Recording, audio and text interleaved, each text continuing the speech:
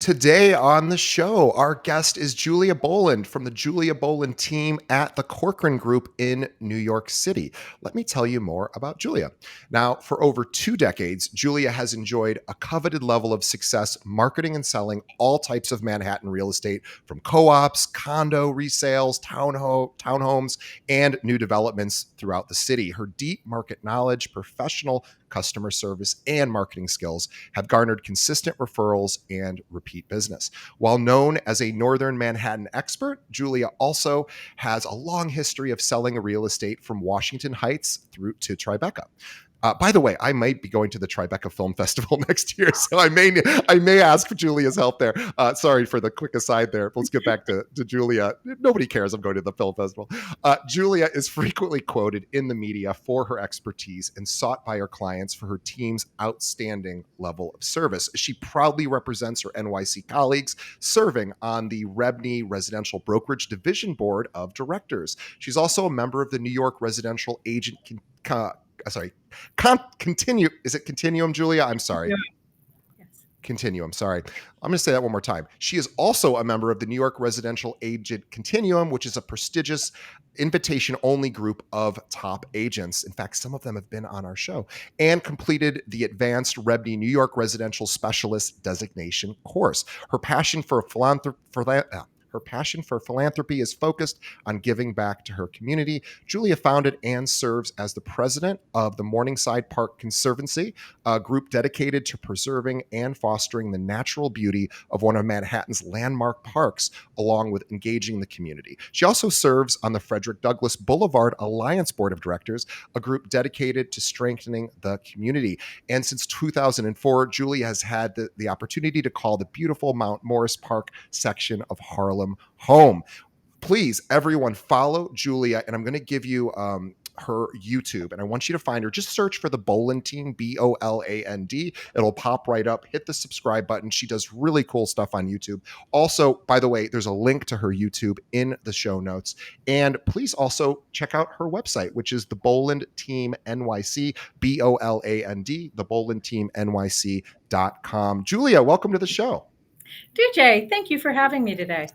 I wish I hadn't have stumbled all over some of those big impressive words in your bio, but boy, that is a bio worth reading. And you do so much for the industry. You serve at the local level. You serve your community as well. You serve the local realtor community. You serve the citizens of New York. And I am really, really impressed with as much as you give back. So on behalf of everyone that you impact, thank you for being so dedicated to not only your city, but to the industry as well.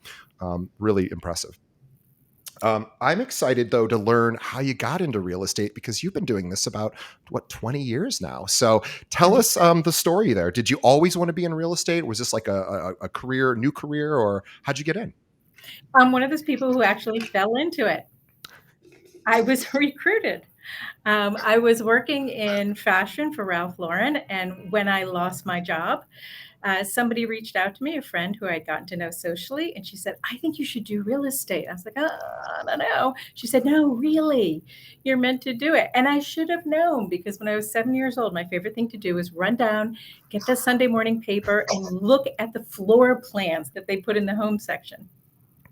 I love it. I love it. So, what's so funny is I'm going to have to go back through our old episodes, because I am reasonably confident, although my brain is kind of a mess, my memories are a mess, but I believe there is someone else in New York City who was out Ralph Lauren, who then left to become a realtor, who's now like a top 1%er. So I'm going to find out who that is, because you would certainly know them. I just can't remember off the top of my head, but that's amazing. And I'm curious too, because Ralph Lauren is such a respected and top tier brand in the clothing space, of course, and other things. They don't just do clothing, obviously, but they are really one of the brands that I have always been, as a marketer, very impressed by. Obviously, it's all marketing with Ralph Yes. Lauren, and they do it better than just about any other clothing manufacturer. Were there lessons that you took from working at Ralph Lauren that helped you when you transitioned into real estate? Certainly being on the sales side, yes, they were incredibly buttoned up, and I learned my spreadsheets inside out and backward. Yeah. Yeah, that's a very yeah. I imagine when you work. My sister worked at L'Oreal in New York for many years, and working at firms like L'Oreal, Ralph Lauren, you really learn how these sort of white glove firms do it, and it is about precision. It's about being prepared, and I imagine that really helped you when you started your real estate practice. But so, how did you get started? So, someone recruited you, and did you start on your own, or were you on a team? Like, how did it get started? I started off as a lowly assistant and worked my way up. Uh, and after working as a lowly assistant for some time, I realized I was never going to grow on my own underneath the shade of this big oak tree. So I stayed with the same company, but actually switched locations. And that's how I started growing. When you meet new agents now, because you have 20 years of experience, and obviously you have your own team now, you guys are crushing it in New York. You have been for a long time. Do you recommend when a new agent starts without experience? Do you recommend having either being an assistant or just out of curiosity, was that a good experience for you? It really depends. Honestly, the market has changed so much. I could feel like a granny in my like wheelchair coming out. Oh, back when I was a kid. But it was a very, very different market then. But today, it's incredibly competitive. So, in being online, video, podcasts like we're doing today, allows the top agents who have proven themselves to really capture the share of the market. So if you are a new agent, unless you're coming in and you have a huge amount of contacts from another business located in the city with people who will specifically buy or sell with you, I think it can be very hard if you're not on a team because no one necessarily wants to trust you with what could possibly be one of their largest investments unless they know you have the experience. So, what I do for agents who join me is I really like to let them grow their business. I'm very big on promoting them and helping them grow their business under my umbrella, but they can always leverage my experience. I have a guy who joined me a year and a half ago. He does that all the time on pitches. He knows he's not up to snuff on a pitch. I come in, I pitch, and then I just, guide him through the process, and he's doing a great job. Amazing. And, I was just thinking about this. I normally forget to say this until the end of the episode, but because we're talking about it, I'm going to say it at the beginning because I think it'll be more effective because not everyone makes it to the end, of course. Julia has a team. She's with Corcoran in Manhattan, Corcoran Group, rather. I'm sorry, did I say that right? Yeah, the Corcoran Group in New York Uh-huh. City. And she is always looking at her team, and possibly if you are somebody who is looking for a mentor, a coach, somebody, maybe the team you're on, or maybe you're an individual practitioner, but maybe the team you're on isn't giving you everything you need, or your brokerage isn't giving you the right training and support. They don't take every agent, obviously, but if you think you could be of service to Julia and you think you guys could have a mutually beneficial relationship, reach out to her because this is an opportunity to work with one of the very top realtors. And I'll just peel back the curtain. I'm going to slightly embarrass Julia just for 1 second, only because she'd be way too polite to say this, but I'm not too polite. So, this is I've been doing I've done almost 500 episodes of these, and I love all of my guests. I really do. I'm so honored people come on the show. Julia is so prepared, and I'm not trying to put any pressure on her because it's my job to make Julia, to make this episode go smoothly. She is so prepared, and that is how I have to assume she prepares for all of her client interactions as well as working with her team. She is the real deal. So if you aren't satisfied and you're in New York and you're an agent, you're not getting what you need, reach out to her. No guarantee that she'd be a great fit with you, but obviously somebody to reach out to, and she's a heck of a nice person too. So just reach out to her regardless. All right, back to the cool stuff. Hey, can I do a plug for my company here? Yes, Because I please. love the Corcoran Group. They're celebrating their 50th anniversary, 5 years of, just outstanding excellence. And the reason I love growing my team here is because they do such an amazing job of training new agents. A new agent can't even come near me for the first 2 weeks. Of course, they can. I'm joking. But they're in boot camp for 2 weeks and they're really getting some intensive training that I wouldn't have the time or energy to do. And that's really one of many reasons I love the Corcoran Group. Yeah, it's a great company. Many of our guests are Corcoran people, and not one of them has ever said anything like, "Yeah, not so great there." Everyone loves it, so definitely reach out. One of the top white glove firms for sure. So we have it here in Chicago as well, and all the Corcoran agents I know are awesome here, as well as in New York City and everywhere else. They're a great company.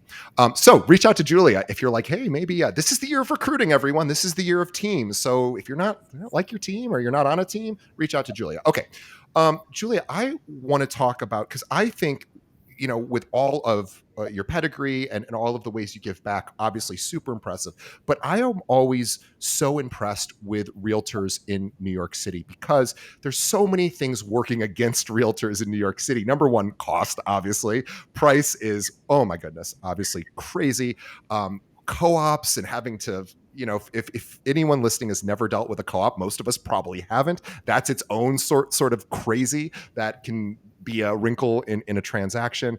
And it's just a hard city to work in because there's a lot of agents. Everyone's, working on this island trying to grab market share.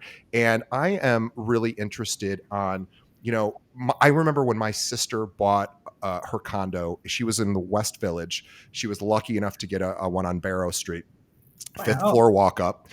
Yeah, no air conditioning or like a little window unit, little mini fridge. Amazing. You know these, yeah. Sure. And it was crazy, and it's really a different experience, and I think it's always great to hear how it works in other cities. So can you talk a little bit about kind of the first time buying process in for New Yorkers, because again, it's a different process than it is in most other cities. It is, and I have to say, while I do work with the, like, total first-time home buyer, like, we've never bought a home before, I work with a lot of people who have bought and sold multiple properties across the country, and they come here, and their mind is blown. They can't believe, you know, what's going on here, and there's a few favorites. One is, "I'm not buying a co-op." And then when they realize that 70% of the housing stock are co-ops, so You're okay, going to probably buy a co-op. yeah, 70% of your choice just went out the window, and a lot of the condominiums are new and really expensive. So we get around that. And, co-ops get a bad rap. They're really not that bad. You just have Condos, to know what you're in for. Yeah. right, condos can be owners. And I always say it's building by building. And everybody thinks all co-ops, all condos are the same. Oh, no, no, no, no. Because buildings and boards, buildings have their history of when they were built, all their legal structures add to the policies. And then you have the board and the people who run the building and their policies. So it always makes for an interesting transaction. Let's, for anyone out there who's not ever worked with a co-op, the sort of the most unique part of a co-op is that because everyone has an ownership percentage of the entire building, you have to not only qualify for financing with your lender, or if you're paying with cash, obviously that's not a factor, but then you have to usually do an interview with the board itself, and they have to say you're exactly the kind of person we want in this building. And there's usually an in-person interview in most of the cases. Is that right? I'm going to shed a little light on that because Yeah, in please. New York City, where we have so many rules against discrimination, which is terrific. And you can really only discriminate on financing. Now, years ago, there was this sort of clubby approach. I think what really confuses people when they go to buy a co-op is the fact that their bank might be willing to give them a mortgage at a certain debt to income ratio, but the co-op might require like 4 or 5, 10% less than your bank Yeah. does. And Right. so I've had people say to me, but I got a mortgage. I'm like, that doesn't matter. And the other thing is a lot of co-ops want to see that you have money in the bank after you close. And that could be anywhere from 12 to 24 months of your carrying costs, which includes your mortgage and your monthly maintenance. So the other big thing about New York City is to purchase, chances are good you're going to need a lot more cash than you imagine. Yeah, it is crazy. So, but it's important to know. So I imagine if we were to pick you up and pluck you into another city, you would be like, "Oh, it is so much easier to get things approved." But I think cutting your teeth in New York is really just so impressive. Um, let's let's talk about, how does somebody know when they're in New York when they're ready, because again, the financial requirements are typically more severe than in other cities. How do you get somebody ready who's renting? How do you sort of get them in a place where they're like, okay, now it's time to purchase a property?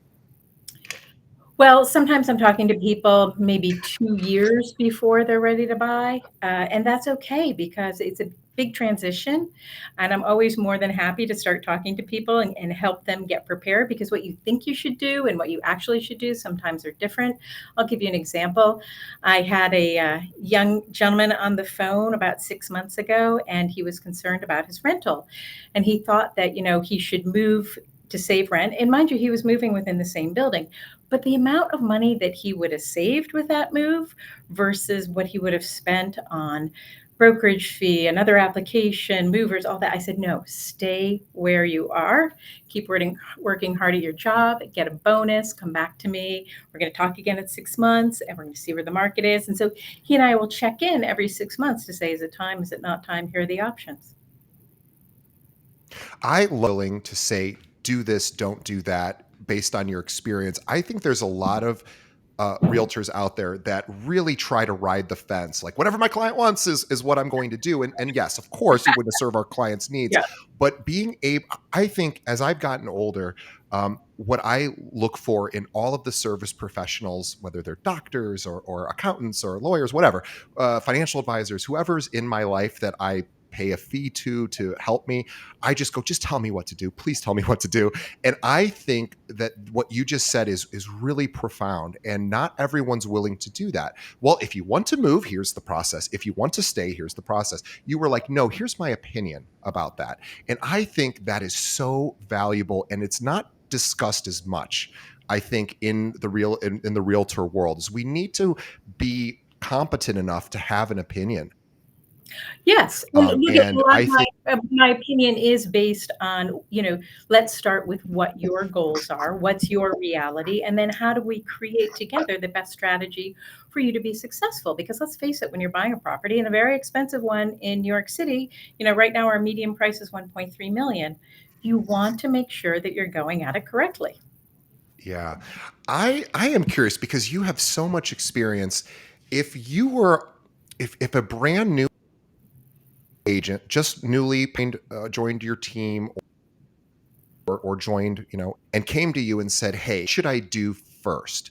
What would be some of your suggestions about for a new agent or a newer agent that right now we know 2023 is a tough year for agents. Unless you're a listing agent, it is tough.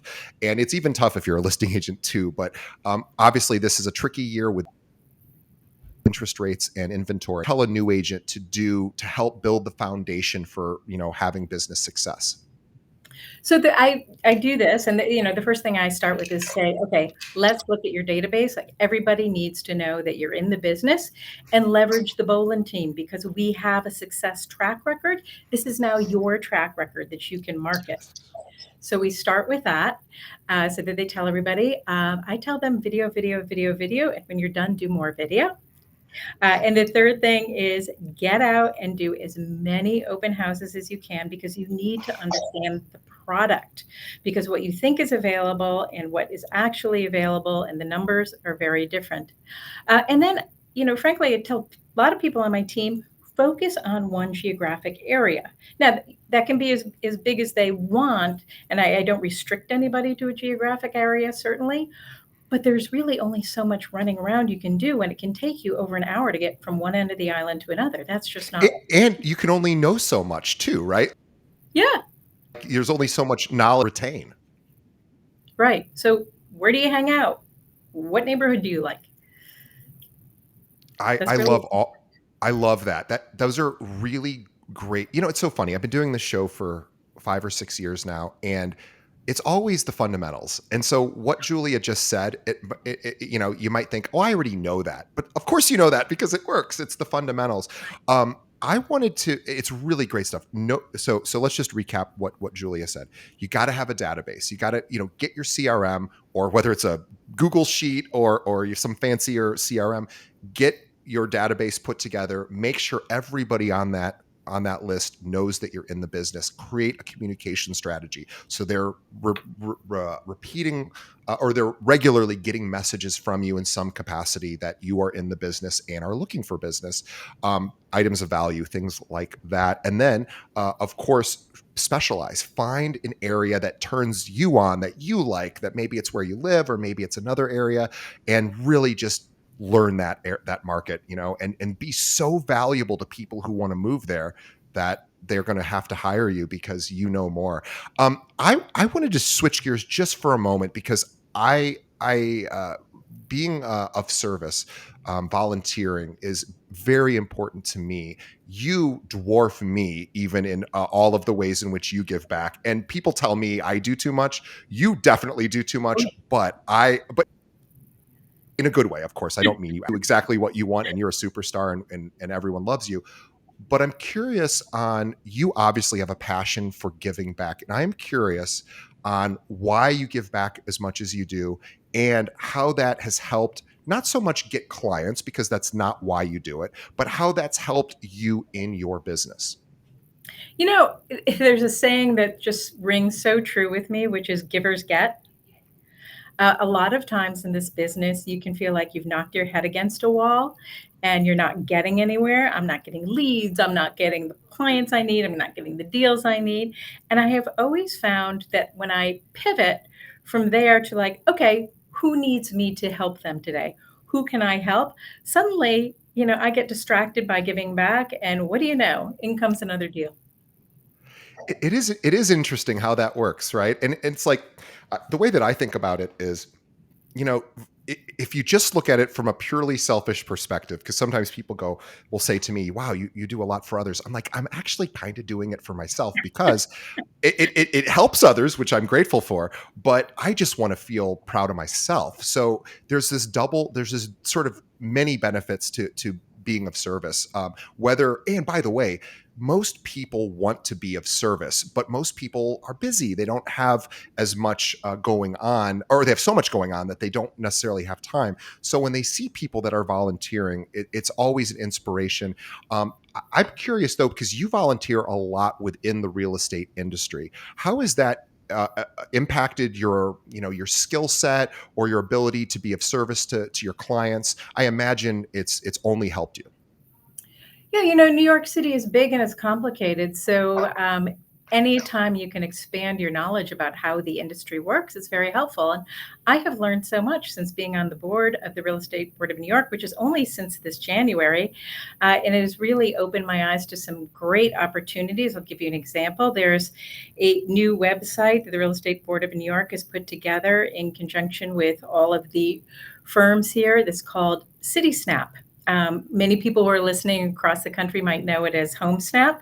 Yeah. We have our own version, CitySnap, and it's a great product. It's developing, it's new. It has some quirks, but they're very open to agents helping them, and I think it's really going to be an outstanding resource for all New York City agents.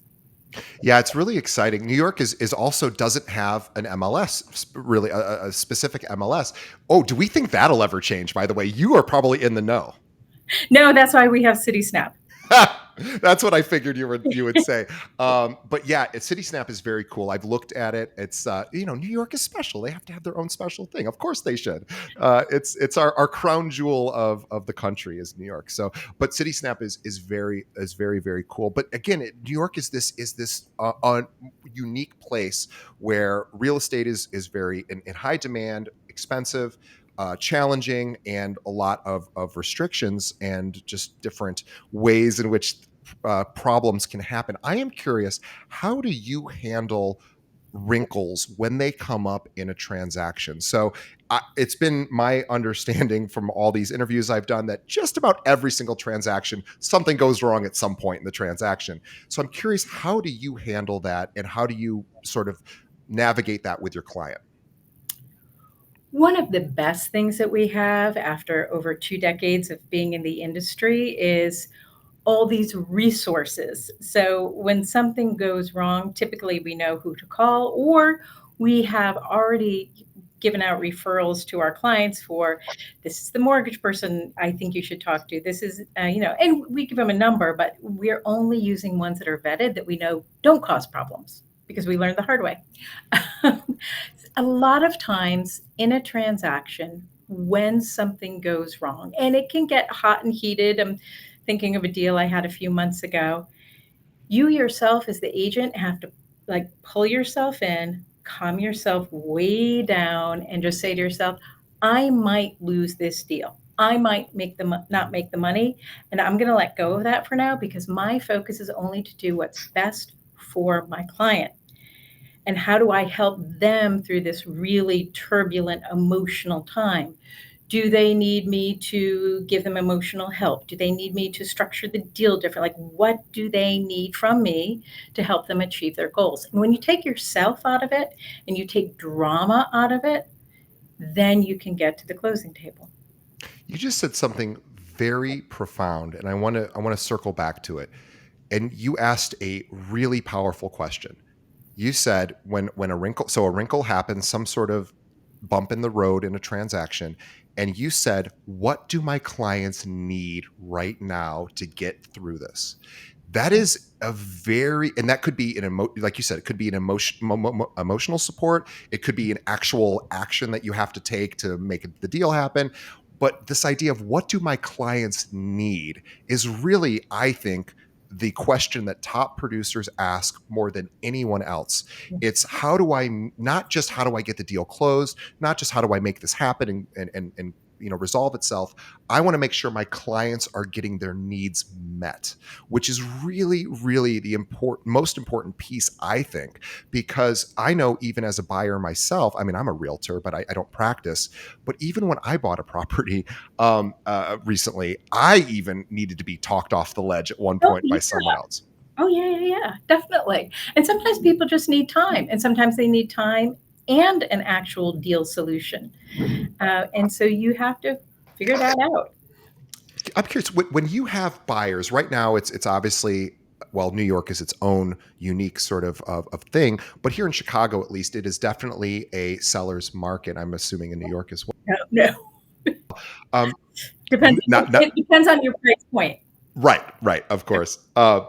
But it's a tough year. We know rates are high, inventory is low. It's a tough year. Um, what how do you so you let's say you have buyers and maybe the inventory just isn't there right now, there isn't a lot. How are you staying in communication with them during some of the slower times where there just isn't much or and the other question I will ask is also the flip side. When you have a property that isn't selling, isn't showing, there isn't a lot of activity, how do you sort of manage your way through that to keep that client relationship strong? Wow, you want me to open my whole bag of tricks here? Sorry, that's a big question. That's fine. So let's start with the buyers. Our marketing is very consistent. That's something I would tell a new agent is you must be consistent with your marketing. So our monthly newsletter, the Manhattan Minute, goes out the last week of every month and sort of recapping what has happened, whether it be my latest YouTube video that I think is important for them to hear, or new listings we have, or an insider tip. And that's one way we stay in touch without bothering them. And then we're very active across our social media channels. And then I'll just reach out and be like, hey, I saw this, which made me think of you, or have you considered X, Y, or Z? And it's, an individual approach at that level. And some people, frankly, just need some time. They're busy. Got a lot of busy people here. Absolutely. That's such a great answer. I have fantasies of getting a phone call from all these different service professionals in my life going, I was just thinking about you. I have an idea. That is like the greatest phone call anybody, at least somebody like me, could receive. And that's always like when you get a phone call like that, hey, I was thinking about you. I saw this thing and I thought maybe you find it interesting. That there I can't I don't know that there's a more flattering phone call than that, because it really shows that you care as the agent about their well-being, about some you're trying to meet their needs. That is again very simple and easily overlooked sort of strategy, but I think doing that is critical. By the way, I never get those phone calls. Like nobody in my life, really. I mean, uh, I had a colonoscopy yesterday, which is always fun. And the doctor goes, "Why are you here?" And because I had one like 5 or 6 years ago, and I go, "I don't know. They told me to do it. I just do what I'm told." Because my doctor said you should go do that. So because he told me what to do, I was like, "Okay, I'll just do it." My point is I love being told what to do by professionals and experts. Not told what to do, but I love ideas like, "Hey, you should go do that. This will be of interest to you," as opposed to working at it the other way of like, "Hey, what I am your gopher essentially, and I will just go and find whatever you need." I love the fact that you take proactive measures to reach out and say, "Hey, this is kind of in your wheelhouse." So, DJ, I'm going to call you in 3 months and be like, DJ, I think it's time for you to interview me again. That's hey, you know what? It'll probably work. And by the way, that is how we get guests too. People reach out to us and say those things because look, there there's so much to learn from top producers. But what I want to ask you, I want to switch gears and ask about listing presentations because this is always a common sort of question: is how do I win a listing presentation? And obviously, there's no right or wrong answer, but what do you do when you're in front, assuming that you may be in competition with a few other people who are also vying for that listing? What do you think you do that's a little bit unique and special that wins that listing? Well, it's certainly about preparation and the experience of knowing your local market inside out and backward. But apart from that, especially right now, we're asking ourselves, like, what do sellers need to meet people where they are, and what tools do we have? So, for example, they might, a seller who has a condo or townhouse, they might need to do a SEMA. And I don't know if we've done the same way in the, I think in the rest of the country, you can assign a mortgage, you can't hear. Right. It's a whole other convoluted thing, but it's a way of helping the buyer save some serious cash. So that's one example. We have resources for staging and, trying to figure out where is the problem before I even list the property and how will I solve it? Do you tend to think of yourself more as a consultant who comes in? You're smiling. For anyone listening, Julia's got a big smile because I assume that resonated with her. So, love to hear your take on being more of a consultant versus a transaction based realtor. I think it's part of my nature, DJ, is, loving to give back to people. I really enjoy helping people and I love hearing about their situations. There's been many times where I've had people on the phone, whether they be friends or in a different part of the country. And I'm more than happy to talk real estate and give them my input. I have one girlfriend, she's never bought and sold in New York. She was in Connecticut. She's in Rhode Island now. And she's always calling me because she remembers the very first phone call when I told her some advice and she followed it and she said, I thought you were crazy, but you were 100% correct.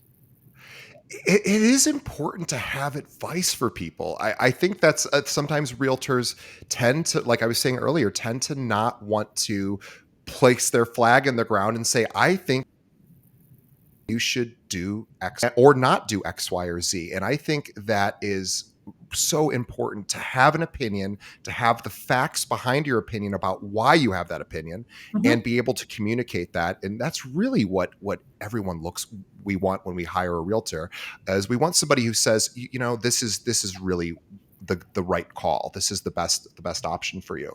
Um, I'm also curious too when you work with buyers.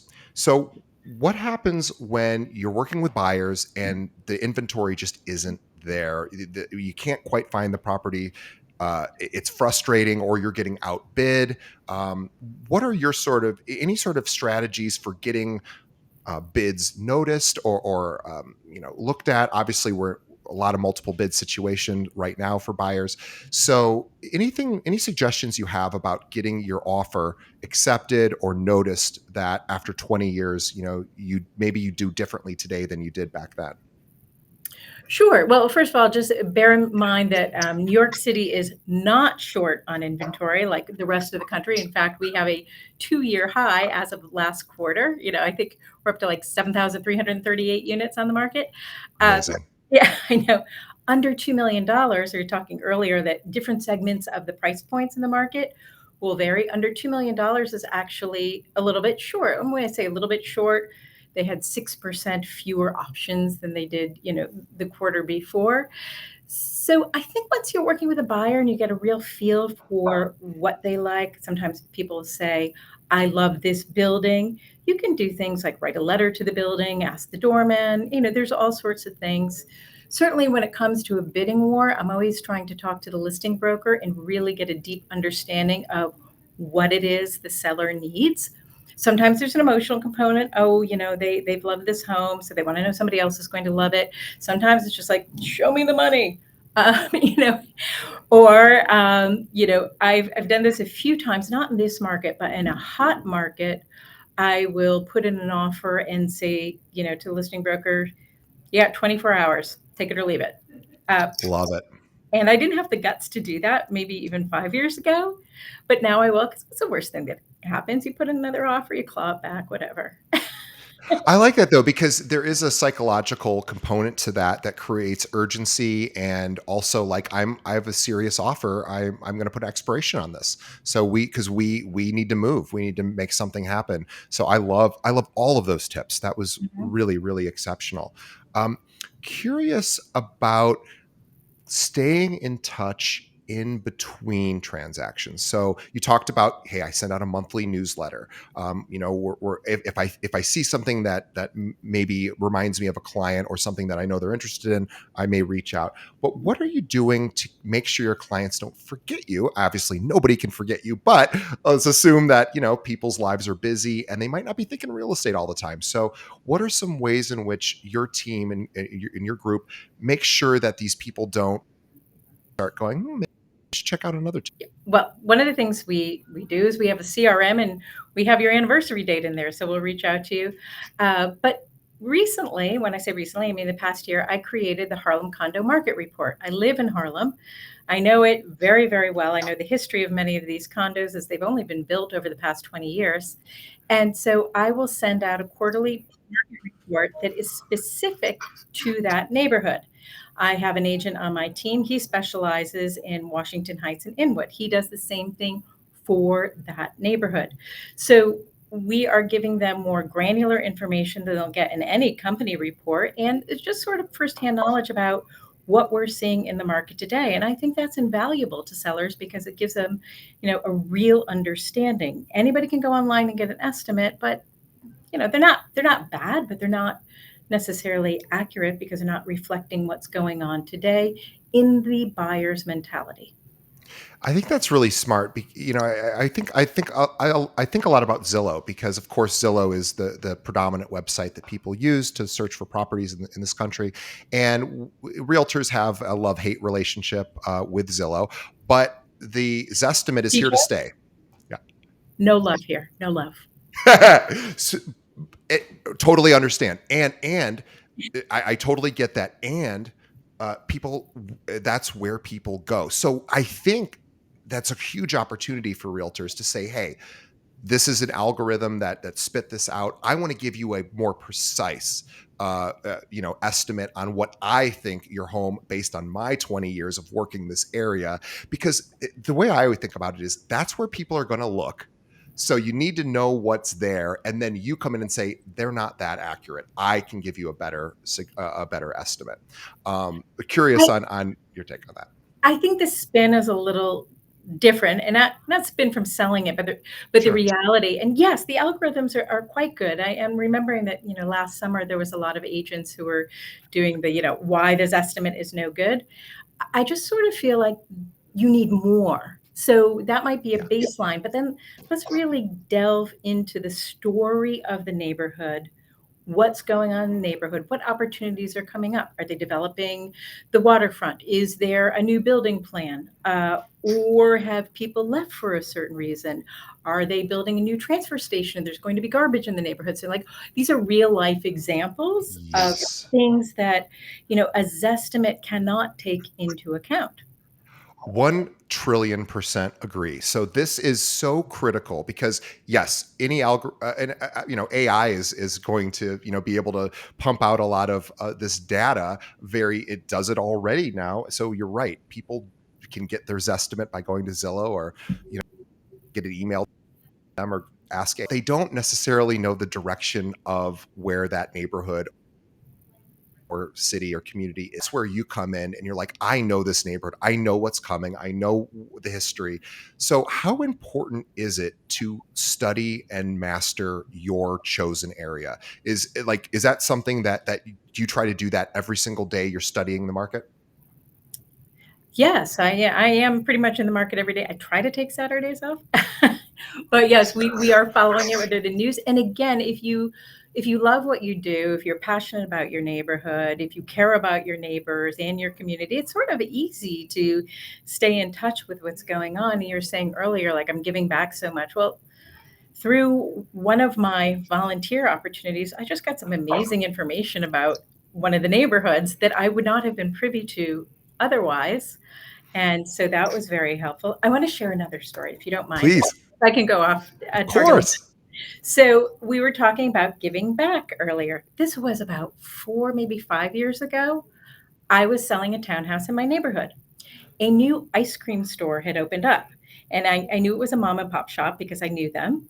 And they did homemade ice cream, and they have very, very clever names for their ice cream, like chairman of the board. And I decided that I would hire them for my open house. And it cost me $200. Is nothing. Love it. And say, okay, you're going to stand out front of the townhouse and we're going to give people free ice cream. But before the open house, I sent out a postcard to all the townhouses in the area and said, come experience the sweet life. It was a very beautiful townhouse. DJ, I had a fellow call me. I think it was like 5 days later. He said, I have a townhouse. I want you to list it. I said, okay, great. Do you want me to come over? Nope. I want you to list it. I was like, really? He said, yeah, send me the agreement. I'll sign it right away. He was the real deal.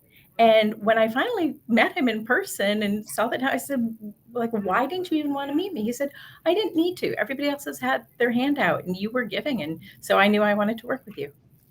Givers get. Everyone, givers get. It is, I mean, so that for $200, that is a pretty amazing return on investment. But again, it's not even about that. It's about providing a service. And also, what a great idea, because for a lot of reasons, everyone likes ice cream, number one. Number two, everyone's nosy and wants to see what their neighbor's place looks like. So that's a brilliant strategy as well, because people want to see, hey, what does the home look like? And at the same time, it also introduces you to that community and it expands your knowledge of the residents of that community. So I love all of that. That is so brilliant. And you're helping a small business at the same time as well. Yeah. And I got another deal out of it. Buyers who came that day, they bought a townhouse from me 3 years later. Amazing. Yeah. Amazing. So it's really about being of service, whether it's to your clients, to the industry, to the community. Giving back is we didn't spend enough time on that, I think, today, but I really encourage everyone about your clients want to see that you contribute to the world, the community, your family, even if it's just within your own family that you contribute to.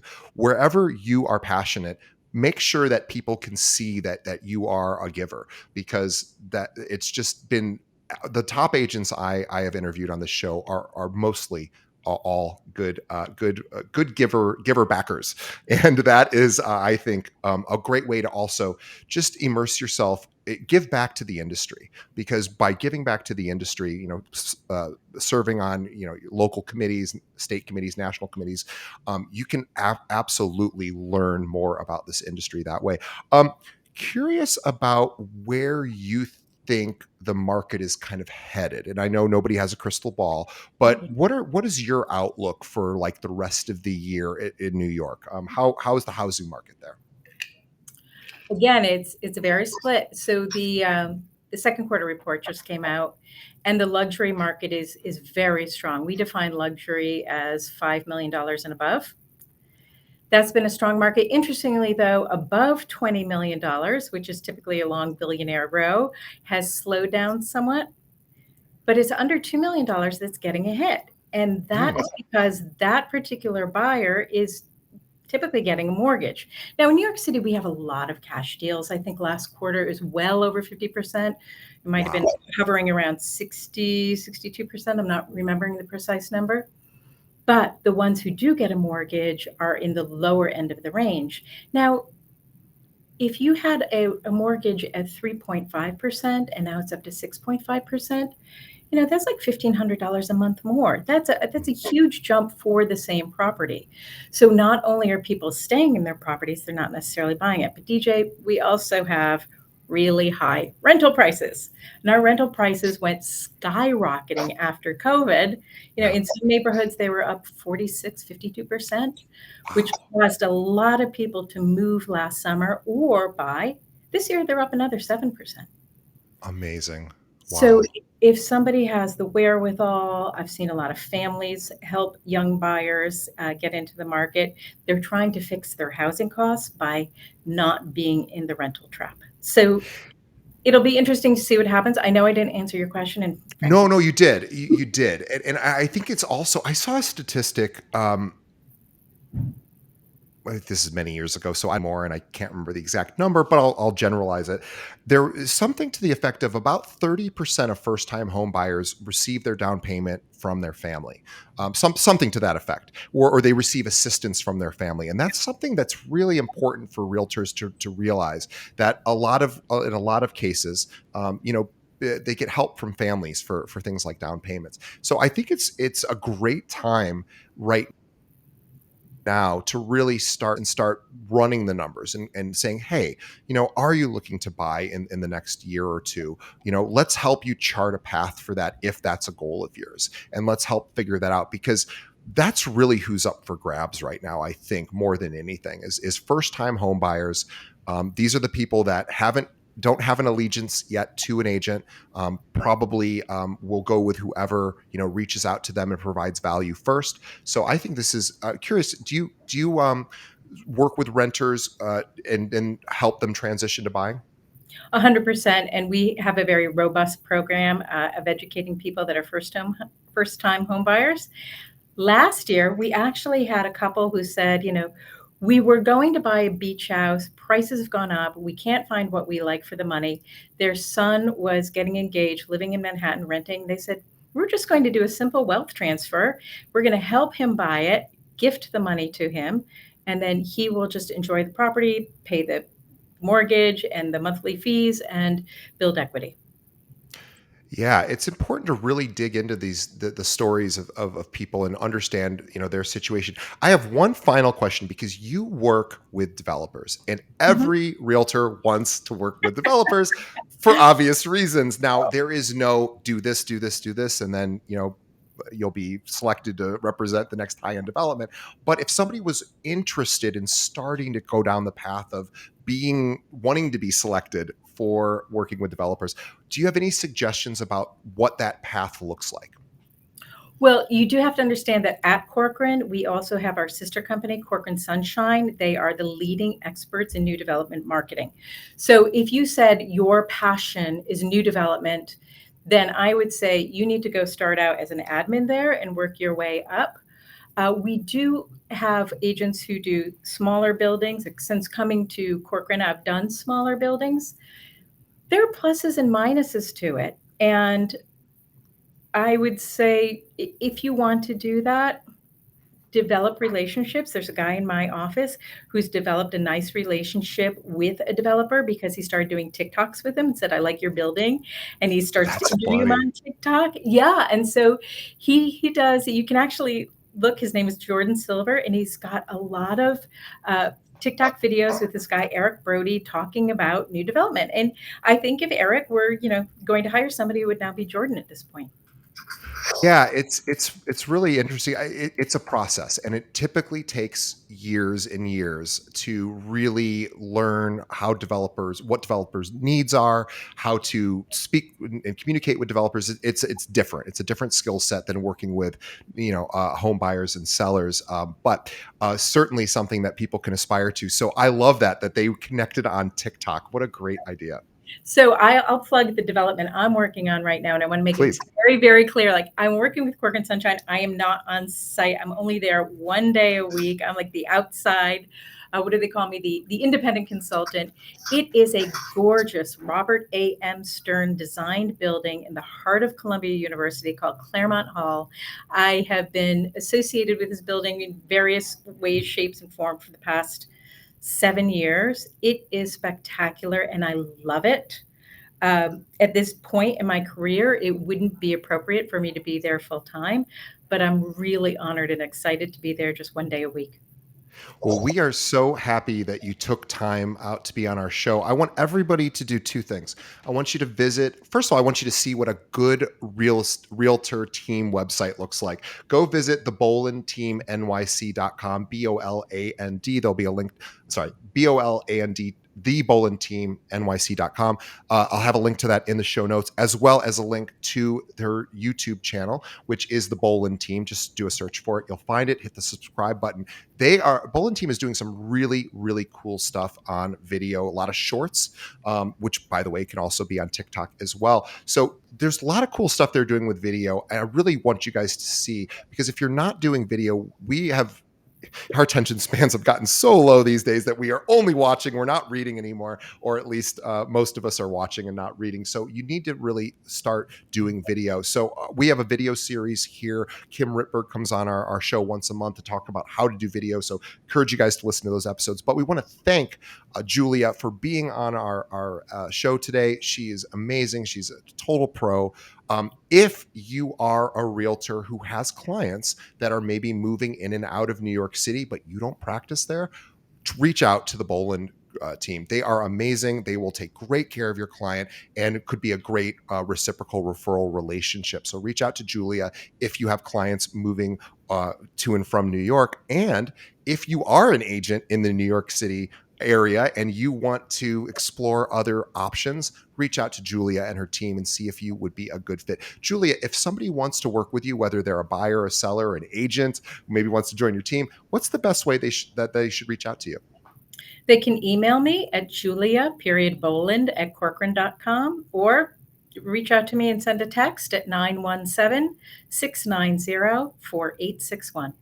We will have a link to her text and email in the show notes as well. So reach out to Julia. She's an amazingly competent and professional and superstar realtor in New York City. She's awesome. And she also is serving the community, helping keep the real estate community strong. Thank you for your service, Julia, to the real estate industry in general, and also, of course, for your clients. On behalf of our audience, we say thank you. We appreciate you. We know how busy you are. And on behalf of Julia and myself, we know how busy all of our listeners are. So thank you for taking time out of your day to listen to our show.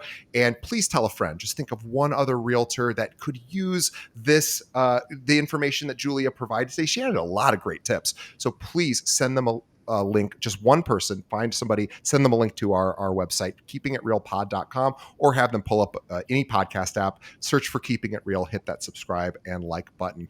Julia, thank you so, so much. We will see everybody on the next episode. Thanks, Julia. Thank you, DJ. This is fun.